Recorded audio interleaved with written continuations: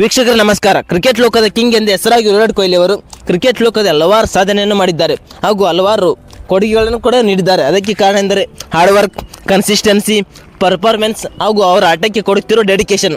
ಪ್ರತಿಯೊಂದು ಕೂಡ ಅವರು ಉತ್ತಮವಾದಂಥ ಆಟಗಾರ ಆಗಲು, ಉತ್ತಮವಾದಂಥ ನಾಯಕನಾಗಲು ಪ್ರತಿಯೊಂದು ಕೂಡ ಕಾರಣವಾಗಿವೆ.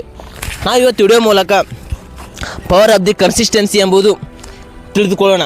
ಅದು ಯಾವ ರೀತಿಯಾಗಿ ವರ್ಕ್ ಆಗುತ್ತದೆ, ಯಾವ ರೀತಿಯಾಗಿ ನಾವು ಸಾಧನೆಯನ್ನು ಮಾಡಲು ಹೆಲ್ಪ್ ಆಗುತ್ತದೆ ಎಂದು ನಾವು ವಿಡಿಯೋ ಮೂಲಕ ತಿಳಿದುಕೊಳ್ಳೋಣ. ನೀವೇನಾದರೂ ಮಾಡಬೇಕೆಂದ ಛಲ ಇದ್ದರೆ, ಮೋಟಿವೇಶನ್ ಇದ್ದರೆ, ಪೇರೆಂಟ್ಸ್ ಸಪೋರ್ಟ್ ಕೂಡ ಇರ್ತದೆ. ಆದರೆ ನಿಮಗೆ ಅದೇ ರೀತಿಯಾಗಿ ಒಂದು ಕ್ಲಿಯರ್ ಆದಂಥ ಗೋಲ್ ಕೂಡ ಇದೆ, ಏನು ಮಾಡಬೇಕೆಂಬುದು. ಬಟ್ ನಾವು ಮಿಡಲ್ನಲ್ಲಿ ಗಿವ್ ಅಪ್ ಮಾಡ್ತೀವಿ. ಇದು ನನ್ನಿಂದ ಸಾಧ್ಯ ಇಲ್ಲ ಅಥವಾ ಲೇಜಿನೆಸ್ನಿಂದ ಆಗಿರ್ಬೋದು. ಲೇಜಿನೆಸ್ನಿಂದ 2-3 ದಿನಗಳ ಮಾಡಿದ ಮೇಲೆ ಗಿವ್ ಅಪ್ ಕೂಡ ಮಾಡಬಾರ್ದು. ರಿಯಲ್ ಆಗಿ ಕನ್ಸಿಸ್ಟೆನ್ಸಿ ಯಾವ ರೀತಿ ವರ್ಕ್ ಆಗುತ್ತೆ ಅಂದರೆ, ಇಮ್ಯಾಜಿನ್ ಮಾಡಿಕೊಳ್ಳಿ, ನೀವೇನಾದರೂ ಮೌಂಟೇನ್ ಇರ್ತಾ ಇದ್ದರೆ ಹಾಫ್ವೇ ಬಂದಾಗ ನಿಮಗೆ ಸುಸ್ತಾಗುತ್ತದೆ, ಸ್ಟಾಪ್ ಮಾಡಬೇಕೆಂದು ಆಗ ಅನಿಸುತ್ತದೆ. ಆದರೆ ಸ್ಟಾಪ್ ಮಾಡಿದರೆ ಸರಿ ಆಗುವುದಿಲ್ಲ.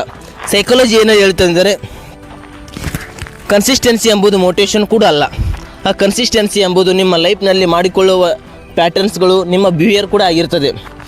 ಯಾವ ರೀತಿಯಾಗಿ ಏನನ್ನಾದರೂ ಮಾಡುವಂಥ ವರ್ಕ್ ಯಾವ ರೀತಿಯಾಗಿರ್ತದೆ ಎಂಬುದು ಮುಖ್ಯ. ಒಬ್ಬ ವಿದ್ಯಾರ್ಥಿ 5 ಅವರ್ಸ್ ಸ್ಟಡಿ ಮಾಡ್ತೇನೆ ಎಂದು ಮಾಡ್ತಾನೆ, ಆದರೆ 2 ದಿನಗಳ ನಂತರ ಅದನ್ನು ಸ್ಟಾಪ್ ಮಾಡ್ತೇನೆ. ಕಾರಣ ಎಂದರೆ ಡಿಸ್ಟ್ರಾಕ್ಷನ್ಸ್, ಲೋ ಎನರ್ಜಿ ಹಾಗೂ ಎನ್ವೈರ್ಮೆಂಟ್ ಕೂಡ ಸೆಟ್ ಆಗೋದಿಲ್ಲ. ಅದಕ್ಕಾಗಿ ಒಂದು ಡೈಲಿ ಆದಂಥ ರೊಟೀನನ್ನು ಸೆಟ್ ಮಾಡಿಕೊಳ್ಳಿ ಹಾಗೂ ನೀವೊಂದು ಫಿಕ್ಸ್ ಎನ್ವೈರ್ಮೆಂಟ್ ಎಲ್ಲಿ ವರ್ಕ್ ಮಾಡಬೇಕೆಂದು ತಿಳಿದುಕೊಳ್ಳಿ. ಸಕ್ಸಸ್ ಎಂಬುದು ಒಂದು ನೈಟ್ನಲ್ಲಿ ಬರುವುದಿಲ್ಲ, ಅದಕ್ಕೆ ಹಲವಾರು ದಿನಗಳಂಥ ಪರಿಶ್ರಮ ಬೇಕಾಗಿರುತ್ತೆ. ಅದಕ್ಕಾಗಿ ನೀವು ತುಂಬ ವರ್ಕ್ ಮಾಡಬೇಕೆಂದು ಆಗುತ್ತದೆ ಹಾಗೂ ಲೇಜಿನೆಸ್ನಿಂದ ಹೊರಬರಬೇಕು. ಲೇಜಿನೆಸ್ ಎಂಬುದು ಕೂಡ, ಲೇಜಿನೆಸ್ನಿಂದ ನಿಮಗೆ ಯಾವ ರೀತಿಯಾಗಿ